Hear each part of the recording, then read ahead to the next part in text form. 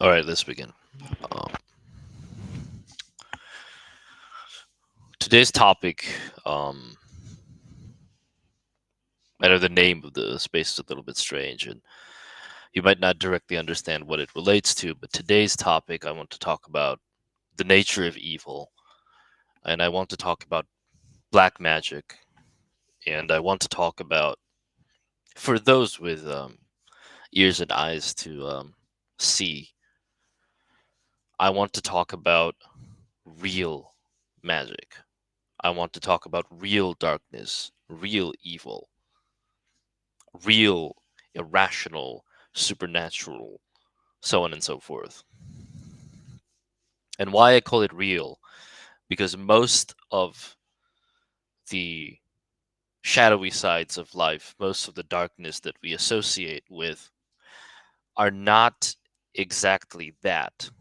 And I want to try to explain the multi-layered face of not only deception, um, but I want you to show the face of the animal itself, of true objective evil, and what the true roots of black magic are. Now, you don't have to listen to this space if you don't want to know these things. If you do want to know these things, understand that some of this information might change how you look at things. Like I always say, you can't unlearn a knowledge, and this is just a symptom of this world we live in, right? You can't go back from knowing something.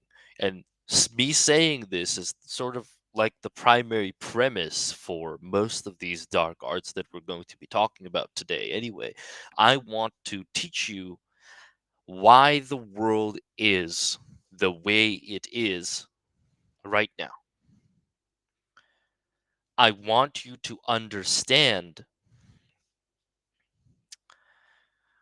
the symbolism behind whatever dark occurrences we're seeing right now and why they are the way they are.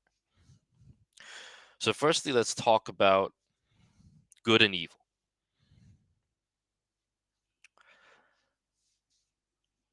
If you ask an average person, right, they will relate good and evil to emotions. They'll say, if I do a thing that makes me feel good or makes someone else feel good, that is good. If I do something that makes me or someone else feel bad, or let's say I inflict pain upon them, that is bad. This is layer one. This is the 3D understanding of good and bad. Now, if you ask a wise man, the wise man will tell you, well, feeling good isn't sometimes all that virtuous and great, and feeling bad is sometimes necessary to extend the good in the world. So the wise men understand that there's a sort of a yin and yang type of relationship between sort of like the good and bad. It's almost like they transmute one another to initialize some sort of spiritual progress, right? Now, if you ask an awakened man, and this is layer three, this is the third layer, which most people don't ever get to during their incarnation cycles on this planet. If you ask an awakened man, he will tell you that good and evil, sort of like good and bad, intertwine with one another to create the theater of life through which we go through. And because we go through this theater of life, we are then granted the knowledge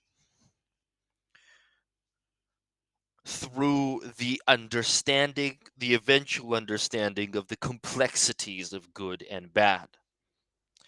Therefore, if you will say, the awakened man will say, there is no such thing as bad because you sort of learn or gain knowledge and education from whatever occurs in your life. So at the ultimate level, he would say,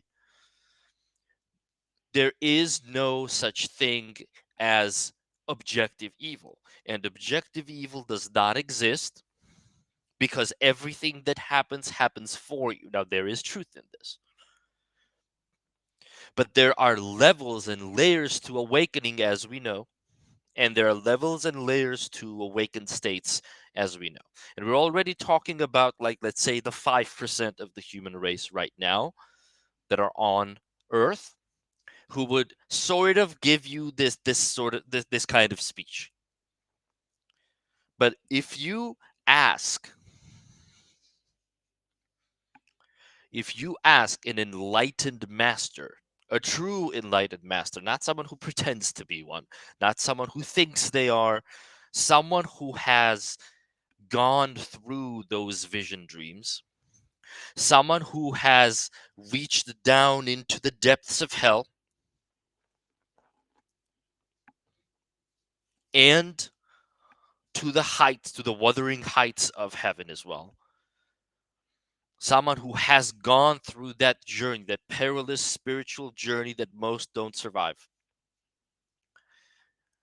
If you ask that person,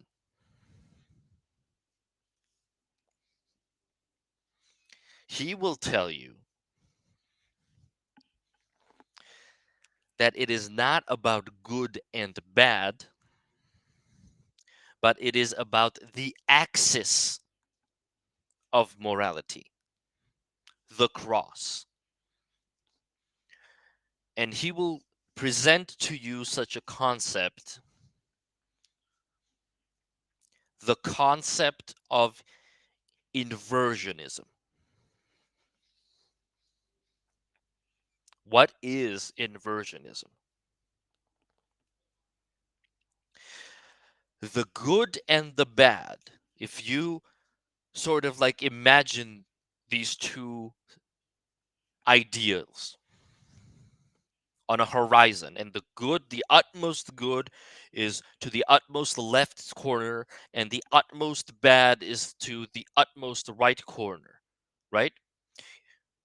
And we've already sort of understood in our awakened state that both this good and bad are illusory. These are for just for the theater of life. They are our teachers. So both this good and bad on the horizontal scale, both of these things are actually good. Now, I'm going to repeat this because a lot of people struggle to understand this. The good and the bad, the light and shadow of the dualistic realm, which is our realm, what we are experiencing right now, is both actually good once unveiled. And the intermingling, the mixture of this good and bad, what our whole existence in this realm is about, is what creates a third energy. And you can imagine this energy as the good and the bad meet in the middle of the horizon. You can imagine this energy as a golden silver light that is expanding upwards. Yeah? This is the metaphor of life. And you realize that what we humans are taught to perceive as good and bad are nothing more but the aspects of masculinity and femininity within the grand theater of life. These are the dualistic energies that, when connected, create what? When a woman and man, feminine and masculine, come together, what is created? Further fractal creation. So the formula for creation is the feminine charge and the masculine charge united in the creation of the third energy. Now, this is where we bring back inversionism. And we spoke on my previous space with with a good friend of mine, of how pain occurs, if you remember. And we said if we birthed children in a cave and we taught them fire was water and water was fire, right? And that's all they ever knew. And they tried to drink fire the first time they encountered it, what would happen? They would burn their mouths, right? And it would cause them incredible pain and suffering. This is the idea that in our world, when one is removed from the objective reality of this world, they spawn suffering in their life due to their own ignorance and incompetence. But the child is innocent, right?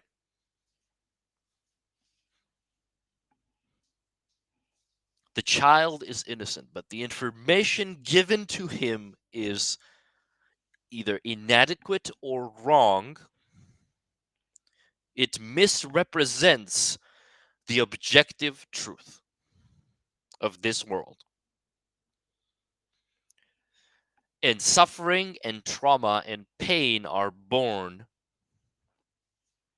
due to this misrepresentation.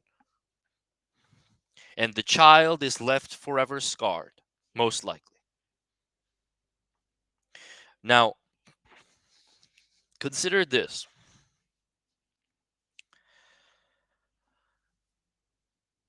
If a person is able to perceive that which is objectively true with their senses,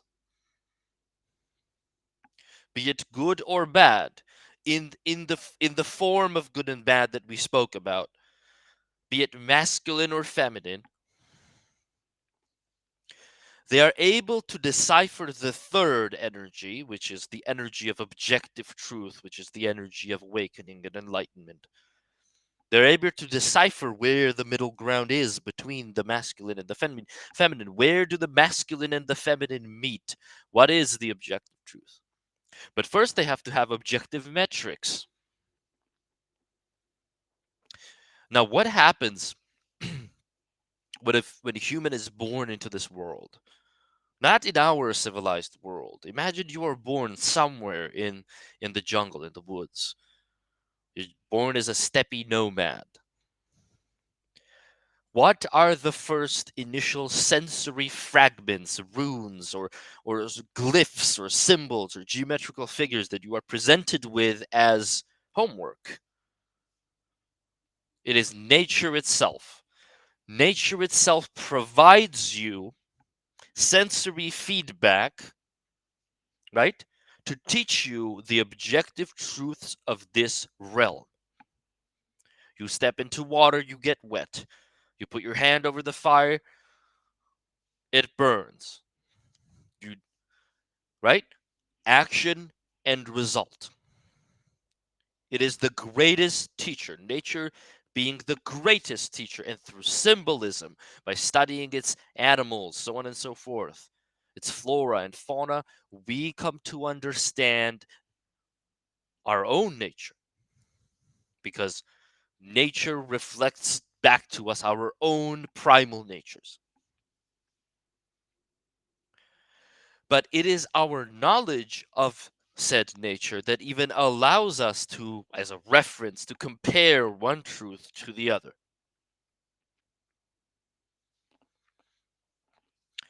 And what inversionism is, it is the corruption and reversal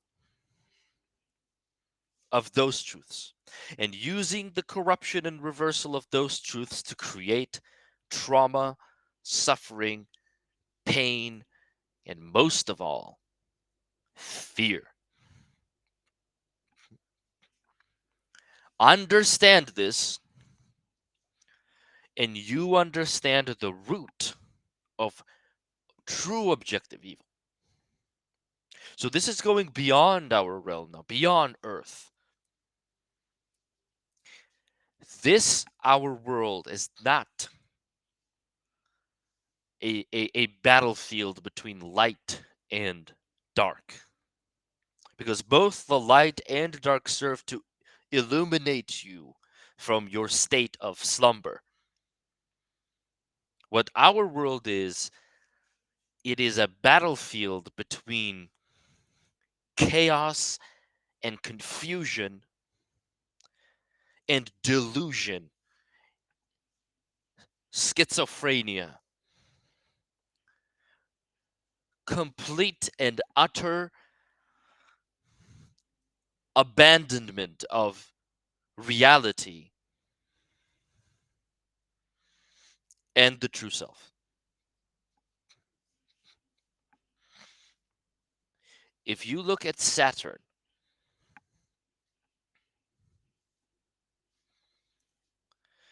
it is a planet that is not even a planet.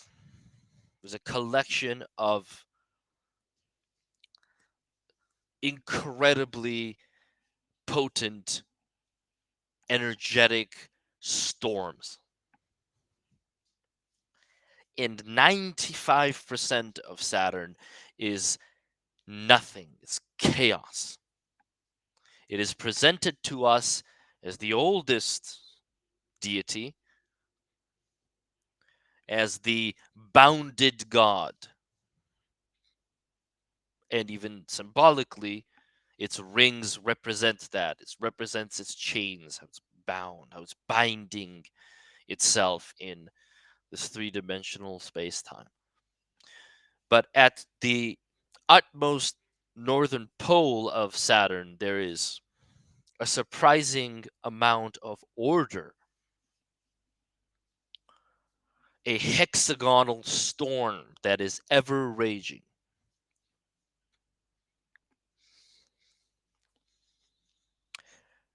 And if you research this storm, you will understand that even chaos gives way to order. But chaos gives way to a very unlikely order. It gives way to an order of not even chance, but meaninglessness.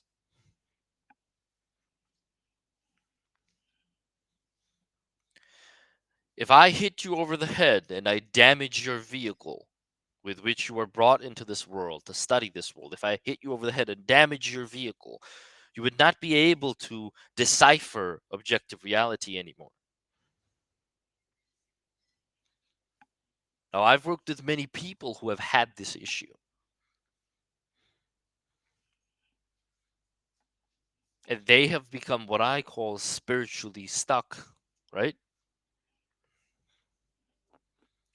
So the moment you abandon the pursuit of objective reality and objective truth is the moment you redivert your energies towards the depths of that which is unassailable for the human mind.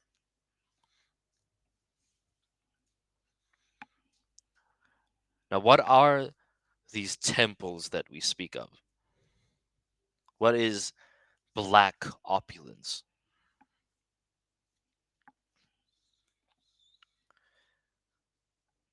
It is the trade off that is found in inverting the design of creation itself. It is the trade off that is found when one engages in deliberate and conscious separation from this objective truth.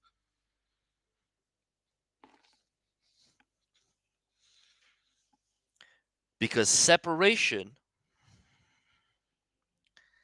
is a state of forced individuality. And without the notion of separation, injustice cannot exist.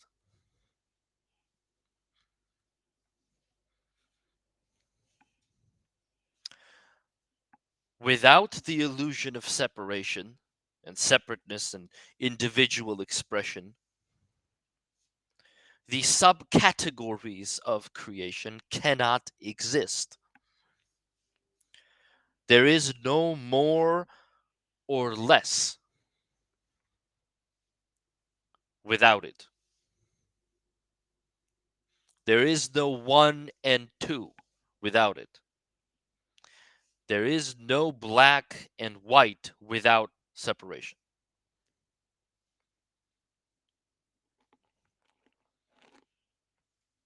And there is no ego without separation either. Because the ego is something that exists only beyond the idea that can only exist beyond the idea of interconnectedness, of utter and ultimate interconnectedness. Thus, what the ego represents and what the ego desires is to feed into this state of separation.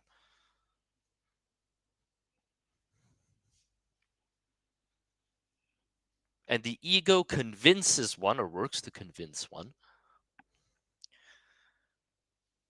that they are somehow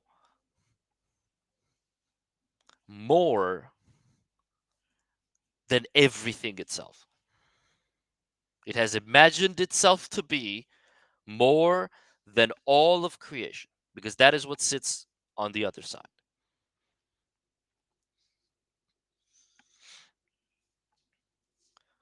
Now, when we talk about dark forces and demonic entities and elemental entities and plasmoid entities and so on and so forth, we are talking about entities that are so far gone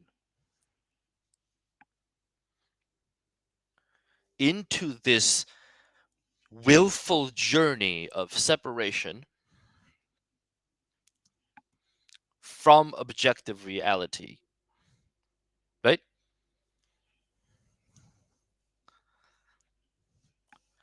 That they have transmuted themselves into beings of primal energetic forces.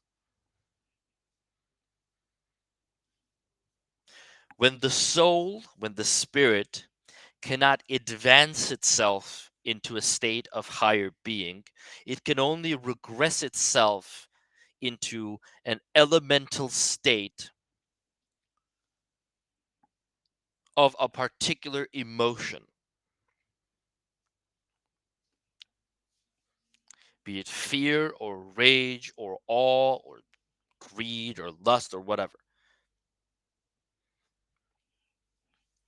These are your demons.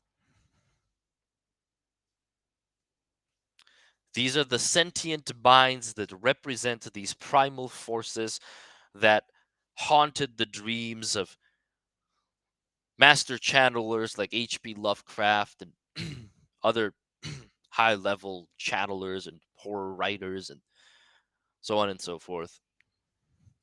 And these are the same entities that people, or dark magicians and so on and so forth, these are the same entities who these people make contracts with.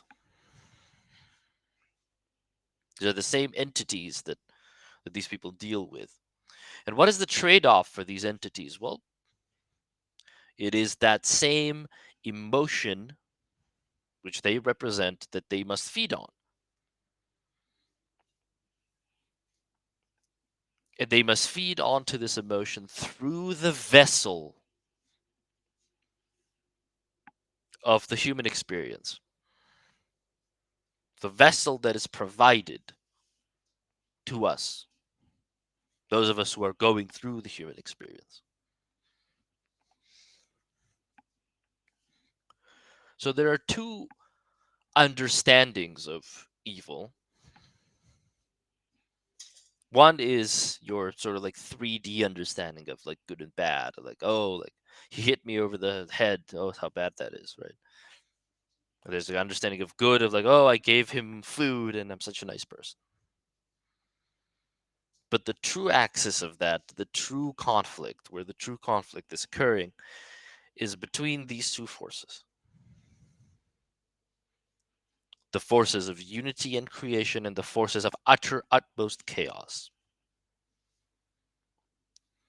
But individuality, excuse me, dissolves on both ends. But one is a trap and the other is not. Once you've lost your sanity, you have given your energy to chaos because you can no longer transmute and decipher reality as is. You can no longer even understand the symbolic references provided to you by reality. You have willingly given yourself to insanity, to disillusion, to to hallucination. This is what happens to those who will go on these drug trips and so on and so forth, and some never come back. Some never recover from this. And they have to restart the journey. So the trick that is being played here by any dark magician, the trick is here I am granting you individuality and individual expression. In exchange for what? In exchange of corrupting and dismantling the truth of life. But the more you dismantle the truth of life, the more you dismantle that which you are. The more you abandon that which you are. And once you've done that enough times, and during enough incarnational cycles, you then become a conscious awareness that is unable to interpret anything. And that is what they call the harvest. That is what you are a vessel to. Demonic entities, alien entities, so on and so forth. Any entity that has to do with energy or energetic consumption. All of these beings relate to humans and refer to humans as vessels. And the symbol of the tree of life is the symbol of the human body, which houses this vessel of consciousness. And beings of lower advancement require sustenance from these vessels. That is why they are here. Because they too were once like us. What does it mean to fall, right? And the earth where we are exists at the precipice between these two forces. It is the ultimate middle ground, the three-dimensional space. The higher up you go, the the purer you are, the greater your fall will can be. This is what can happen in this world. You can come into this world, a divine being, and fall to incredible depths of darkness. Similarly, you can come into this world as a very dark being, but rise to incredible bliss. The redemption story, the redemption arc.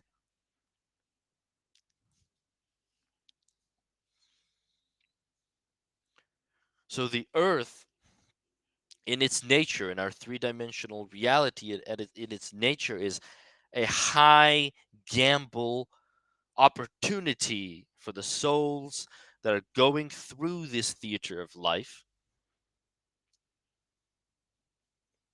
to try and attain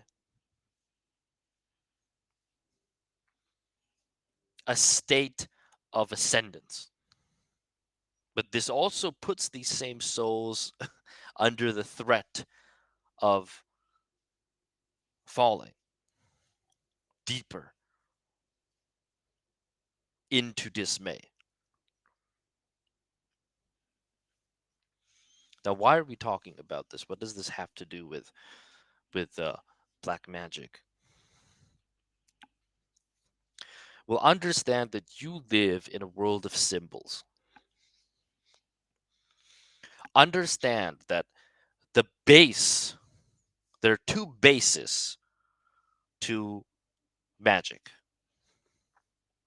The primary base to magic is your own consciousness. What you impart onto this world through your thoughts, through your focus and attention, and through your belief system. This is one. And two, the mechanical portion of this is what the world, through its symbolism and geometry and shapes, imparts upon you. So it is a mirror. You reflect yourself onto the world, and the world reflects itself onto you. You are exposed to the world as much as the world is exposed to you. And like we said, the shape of a thing determines its function. You don't even understand what I'm talking about right now. You don't even know how deep this goes. You can't even fathom. To you, it probably sounds like something silly or idiotic. But this is where you find yourself. So you have to humble yourself and really understand that there are depths here to which what I am explaining that you cannot possibly fathom yet. But you will over time. There will be a moment in the future where you wake up in a realization, oh, so this is what it meant. So this is what it means. When you create a geometrical shape in three-dimensional space, in space-time, that shape is a sort of filtration system to whatever other energies exist outside of your sensory understanding, of our limited sensory understanding. Why are the pyramids pyramids? Have you ever asked this question? Well, why? Why are planets shaped like planets? What is the function of the geometry that is being showcased there? What is the symbolism? What is the language of the universe? The universe has its own language.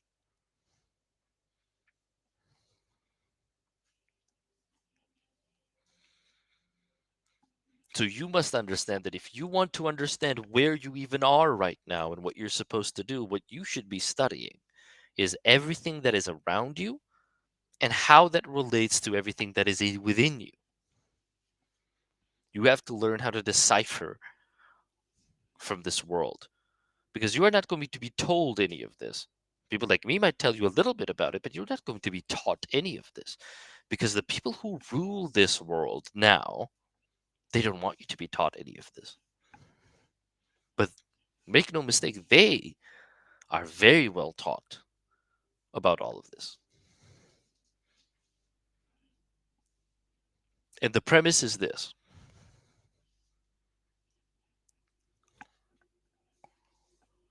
they cannot remain who they are if you do not remain who you are in your utter state of confusion. This is why they must victimize you. This is why you're confused all the time. This is why, with everything happens, everything that is happening in the world is not aimed to be good or bad or whatever. It is aimed at confusion and insanity and chaos. The cult of chaos. This is the highest level of all black magicians,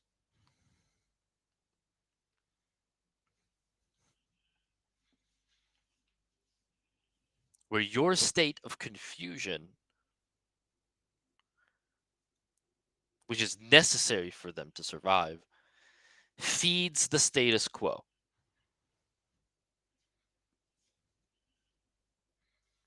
So each human being who is in a state of confusion, each amnesiac soul that doesn't know where it is and it struggles and it pretends and it fakes. That's what we do, right? We pretend, we fake knowledge, we fake wisdom, we fake truths, we pretend we know, oh, this and that. Each of these human beings are a potential host body to the forces of chaos.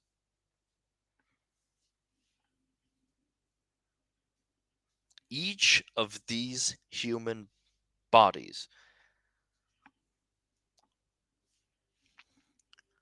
the hollower and more empty they become, the more space there is for inversion to take place. These are the temples of black opulence. The halls of an empty mind that has discarded reality for what it is,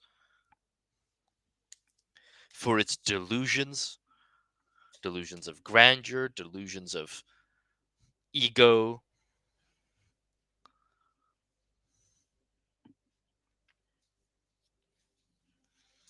And that's where you find yourself. And where most, that's where most of the people who mess around with things they shouldn't be messing around with end up, and they find themselves ending up in, right? Emptiness. Why is it called the void? Because it's devoid of anything. It's devoid of matter. It's devoid of thought. It's devoid of coherence. It's devoid of order. It's devoid of everything. That is why it is called the void. And the void, all it wants to do is it wants to consume everything. It wants to consume thought. It wants to consume emotion. It wants to consume everything so it can go back to its state of whole nothingness.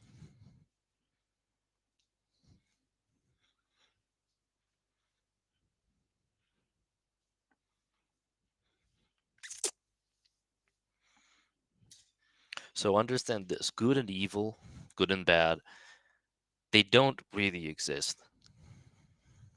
Each soul, when you come into this world, you have a limit, okay? And the compass to what you are able to get away with, I'm telling you this in very plain terms, the compass of what you can get away with, you're given a personal compass. No one's going to tell you this. You're given a personal compass, and the personal compass you have is your intuition, and it is the lesser God that lives within you that we call your conscience. Not your consciousness, your conscience. You might do something and your conscience might be okay with it. You can do it. You have divine decree. You can do something that might not even be too bad, but your conscience is wholly against it. You do not have divine decree.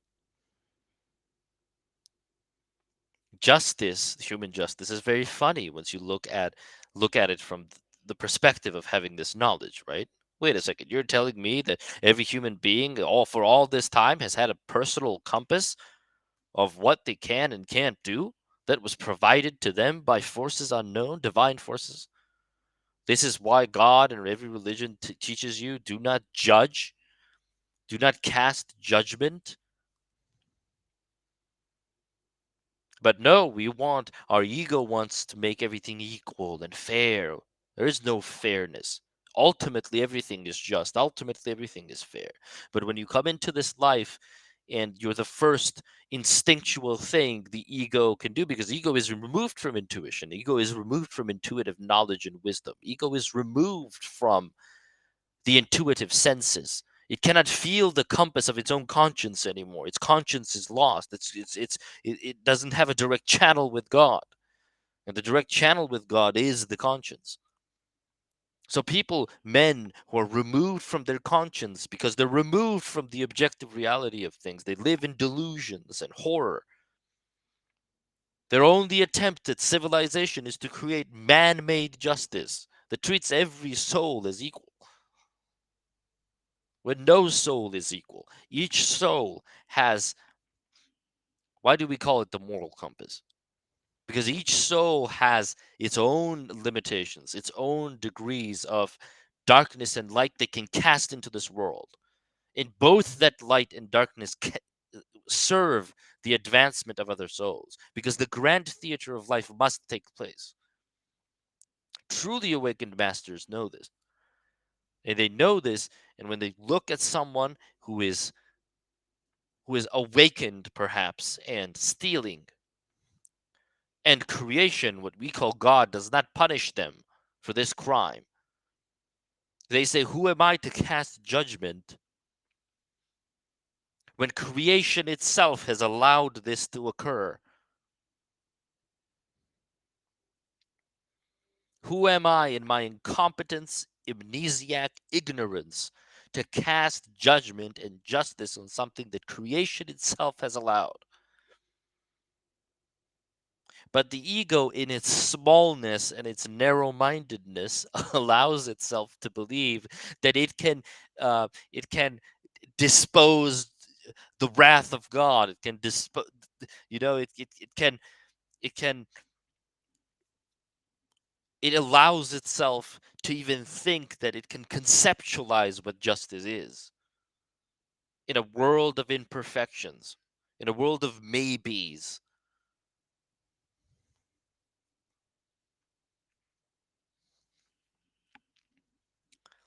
This is why some of the greatest wisdom in this world is cast no judgment.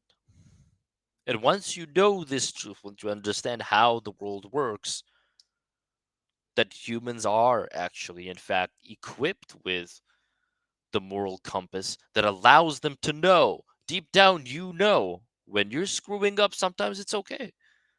It's whatever. If you have a clear channel with your conscience. But sometimes your conscience is telling you, we shouldn't have done that. Don't do that, man. Why is it telling you that? Because that is your higher self telling you that you are now departing, you're abandoning your spiritual mission. You're you're distancing yourself from serving the world, both with your light and your darkness. So yes, you can go and you can cry and you can say, "Oh, the world is unjust," like my neighbor Billy, he stole a car and got away with it, and I stole an apple and I didn't get away with it. The world is unfair. Boo-hoo. You could be out there instead as the hand of creation itself, as the hand of God creating this theater of life where both good and evil, dark and light needs to intermingle for all of us to advance. So when people ask me, "Oh, Jack, what do you think about this and that?" Jack, sometimes like if you're so spiritually advanced, why do you talk so badly about this and that? I only follow my conscience. And there are people out there who, in a traditional sense, in a three-dimensional sense, might not be good people at all. But with their theatrics, so to speak, they are serving the collective advancement of the human race. But there are others who have wholly departed from their conscience.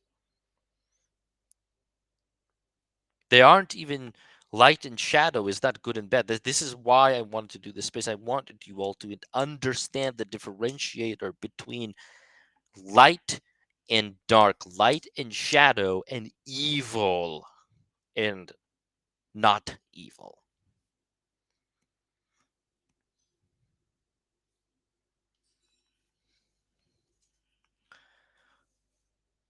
The lower you go into the realms, the lower you go,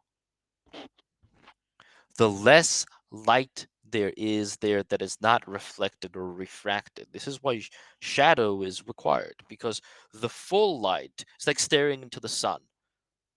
You can't stare into the sun, because if you do, you know what the sun is? If you really do what the sun was, if you stare into the corona is called the crown, right? If you stare into the portal of the sun, your eyes will burn out, because your individual expression, your shadow self, will have to dissolve for you to go through the portal of the sun. Your individual self would have to completely dissolve first, but you can't, because you are a being of ego. You're a being of separation.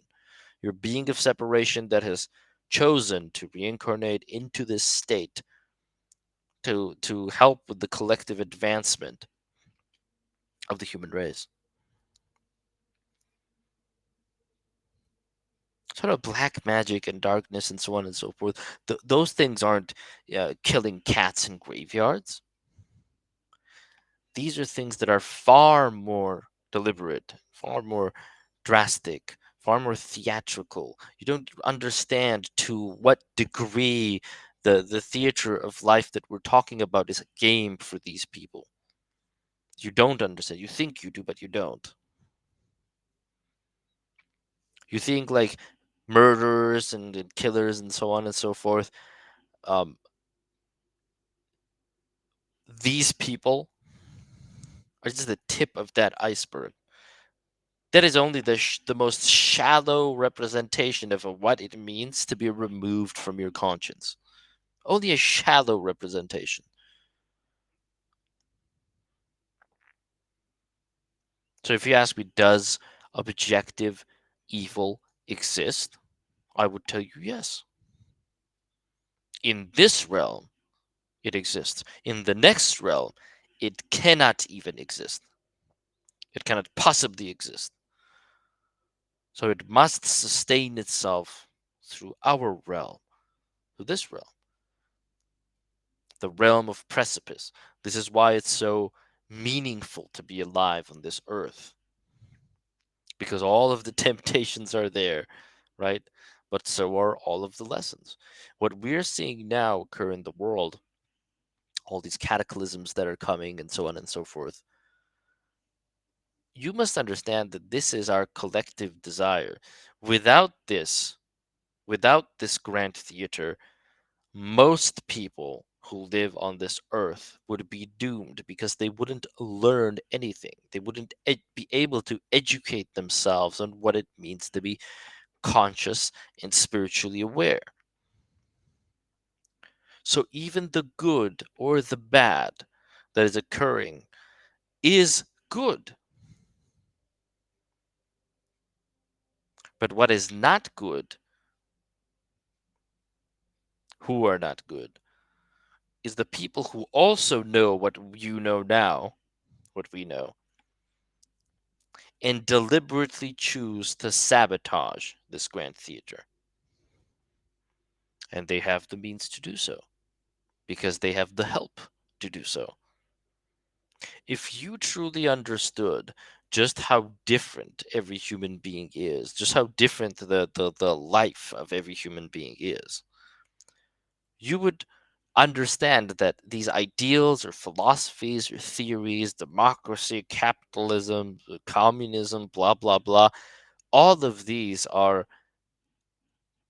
they're hilarious. These are human constructs created by men who were so removed from their intuition, right?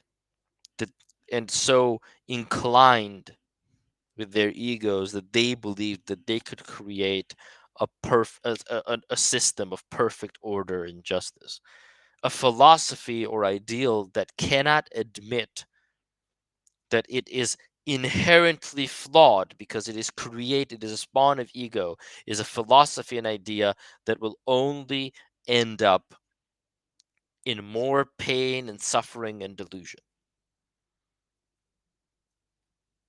The only philosophy and the only mystical tradition and the only religion that exists in this world is your personal relationship with the lesser God that lives within you, and to hear and heed its voice, the voice of conscience, and the voice of intuition, and the voice of your desires and ambitions. All of these things are telling you where you need to go, how far you need to push, when you need to work, when you need to rest. Every human is a god of its own in unrealized potential. And if you don't treat yourself as such, then the world will treat you as a vessel for something else that can take its place.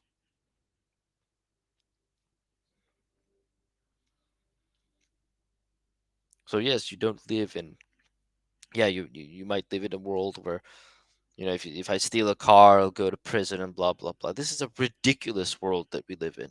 This is an absurd. You might think these things matter, and people we like to put on uniforms and pretend that these things matter, like, oh, the police and justice and order and blah blah blah blah blah. In the grand scheme of God, in the face of creation, this is nothing. These are useless games. This is a child trying to bring about order, like on Saturn, out of chaos. And the only order that you can bring about for chaos is primal order, like in the animal kingdom, where not everyone survives. Only the biggest, baddest animal survives. And this is the world we have created through our abandonment and ignorance of God. This is the world that we have created.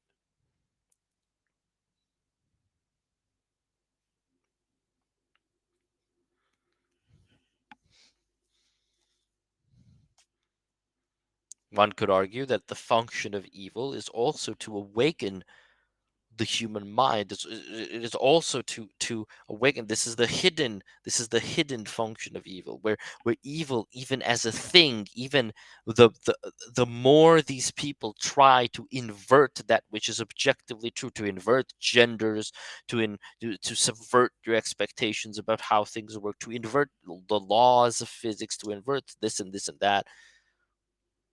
Even all of this, in the grander conspiracy of God, serves to awaken and enlighten you. So even the evil serves to enlighten us.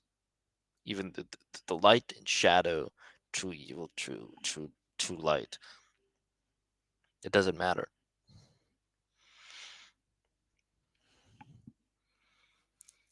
What I need you to understand is this. There are many things in this life and in this world that we live in that are worth being afraid of. But there's also nothing to fear. Does that make sense? There are many things that you should be afraid of, but there is also nothing to fear.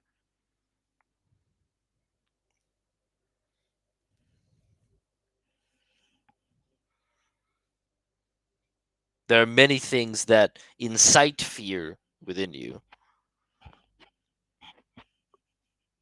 but you also have no reason to be afraid. The best you can do, and every great master talks about this, is to be your authentic self. The only thing this world demands from you is to be yourself in your full authenticity. And that means a certain degree of abandoning human notions and human ideas regarding good and bad and justice and blah blah blah blah blah.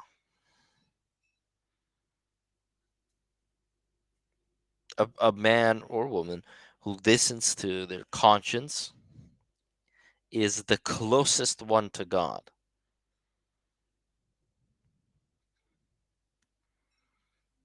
Not the ego that has imagined itself to be awakened or enlightened.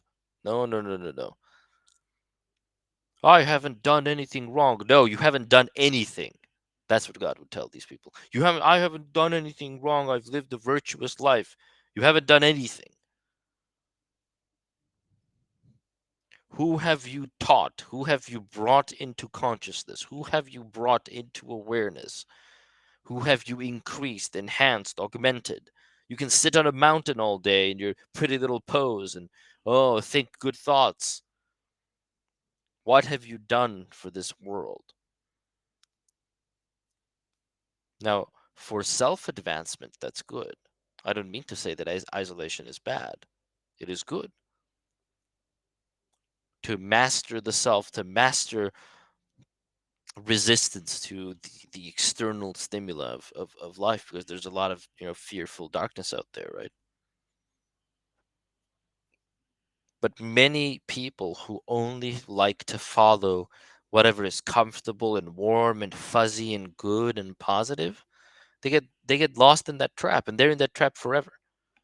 Every Buddhist monk trapped in that trap forever, because what they think they can do is they can reject the lesson of darkness. They think they can reject a whole part of life. Oh, release attachments. If you wanted to release attachments, why did you come here in this place in the first place? Why did you incarnate here? You had no attachments. You had no me. You had no self. You had no I. What are you releasing your attachments from? You came here to be attached. You came here to risk. You came here to act. You came here to put your soul, expose it, put it vulnerable before God. You didn't come here to be afraid to make mistakes. You came here to act and potentially make mistakes and to potentially learn from those mistakes. You came here to grow in the grand theater of life. You came here to be exposed to both heaven and hell, to understand the wisdom that is granted by feeling emptiness, fear, anger, good, bad, being dumb, being smart, being wise, being unwise. That's what you're here for. So yeah, grab your Buddhist monk. If you have a Buddhist monk, grab your Buddhist monk, by the hand and go have a conversation with him in the middle of a freezing winter day, naked in the street, and see how long they can tell you that they're in this place of light and whatever BS they like to feed other people. The most advanced souls live among you. They're not on some mountain. They're not in some underground cave. They're not in some monastery. They are literally right next to you. They are potentially your neighbor. They are the people who have integrated themselves into the matrix and who are quietly, silently, without ego, working towards the advancement of the human collective. Because, like we said on my previous space, when you truly awaken, not fake awaken, like most of these people, when you truly awaken, there are two things that happen. First, you are granted the objective meaning of life. And the second thing that happens is you understand that no one is truly enlightened. No one is truly awakened. No one can truly transcend this realm if everyone does not transcend this realm. And this is where your journey begins of awakening the other. This is where the inspiration and the motivation and the incredible energy it took for advanced souls like, let's say, Jesus, to commit the great sacrifice that he did. How can you possibly turn the other cheek and even teach that? Turn the other cheek if you do not know with every fiber of your being that both you and the other are the same. If your arm went numb and it took a mind of its own and it slapped you in the face, if you punched you in the face, would you punch your own arm? Would you damage your own arm? Of course you wouldn't, because you are only inflicting more damage upon yourself. So there is more to these things. There's more to turn the other cheek. There's more depth to these quotes. There's much more depth. There are a lot of people out there, again, with egos who have imagined themselves to have figured everything out. If you cannot admit that you are inherently wrong because you are inherently incomplete, because that's the status quo of life and our existence here, you're never going to be right. And if you're never going to be right, you're never going to be righteous either. I have understood that most people who hold great wisdom do not hold great knowledge. And most people who hold great knowledge very rarely hold great wisdom. Because both of these things are a trap of the ego. The person who holds great wisdom cannot admit that there is wisdom that exists beyond him. And the person who owns great knowledge or holds great knowledge cannot exist that there is knowledge beyond his knowledge. So, too much of everything, even that is a trap.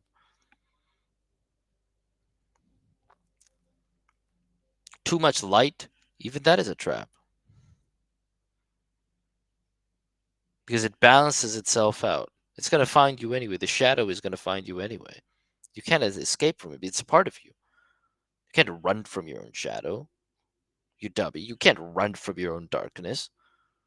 Oh, I envision images of light and I only have positive thoughts all the time. Oh, sure, buddy. Okay. Watch your shadow grow and consume you and eat you up when the time comes. If you cannot admit to your own darkness, to your own dualistic nature, right? That part of your conscious, that part of your psyche, which you have rejected, is a void. It is an emptiness that will be filled not with your consciousness, because you don't want to be conscious of your own darkness. You're afraid of your own darkness. So you're unconscious of it. You disagree that it even exists. You say, "Oh, my darkness doesn't exist." So it's empty. And whatever takes the place of that emptiness in your vessel, half your vessel is empty. You understand what I'm saying? And whatever takes, you're not going to like whatever takes the place of that emptiness.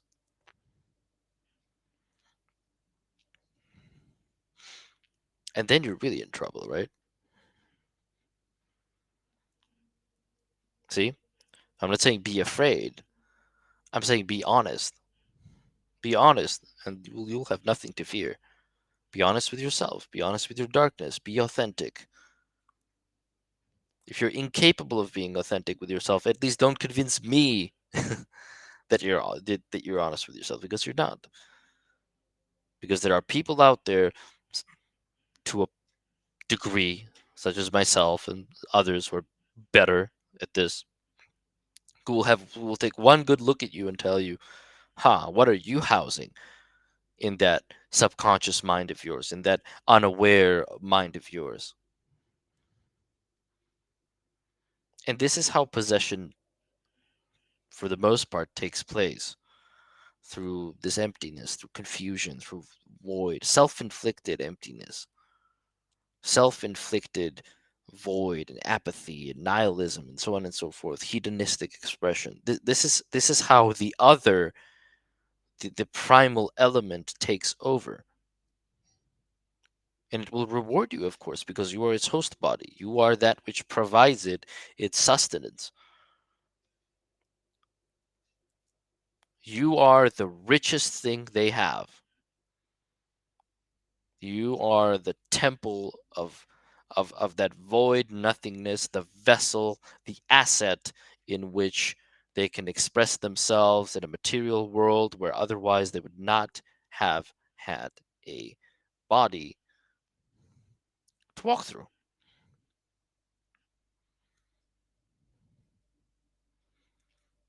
So think on that, my friends. Think on understanding.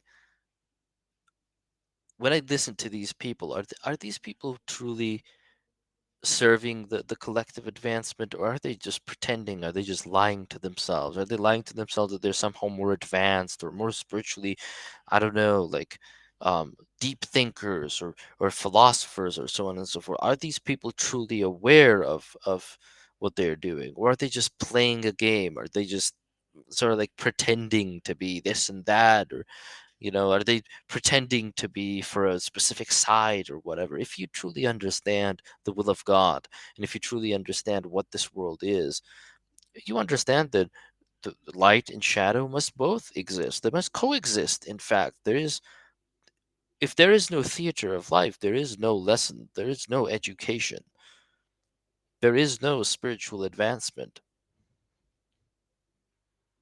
So a police state, what our wonderful governments want to be building right now. That is also part of the grand theater, but in their minds, police state, AI, equality, equity, justice, men can be women, women can be men, blah blah blah blah blah. Standardized justice. Oh, you can be with this person, but you can't be with that person, blah blah blah blah. This is a child's infantile attempt at deciphering the grand design of God. When you all individually, on an individual level, already have access to the greatest moral compass, to the greatest guide in your incarnation that you possibly could have, the voice of conscience. That burning feeling you get in your stomach and in your gut when you're doing something that you probably should not be doing, and deep down you know very well why you shouldn't be doing it, because it goes against your contract with your higher self, with God. You don't need a law to tell you not to do that. You don't need a paper telling you, oh, don't do that. But you also don't need a paper to tell you, oh, you can't do that when sometimes you want to break the rules a little bit, and your conscience is quiet and your intuition is telling you, you know what, just pick that apple from the neighbor's yard. Yes, it's not yours, but maybe they don't mind. Is it illegal? Yes. Is it theft? Technically, yes. Pick the apple and give it to that homeless man.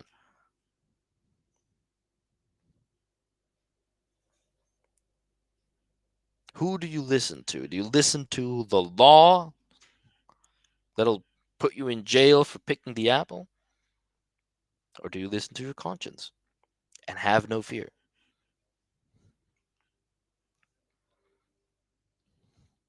What is karma? I'm going to finish with this. All karma is self inflicted. Outside of self infliction, karma does not exist. And karma is self inflicted as payback or punishment for not listening to our conscience. The moment you do something, and perhaps a sinful thing, because you're removed from your intuition and removed from your authenticity and removed from your conscience. And the moment you realize that you did a thing that you weren't supposed to do, the moment your conscience gains a voice and you start to feel guilty, that is when you yourself invite karma into your life to pay it back.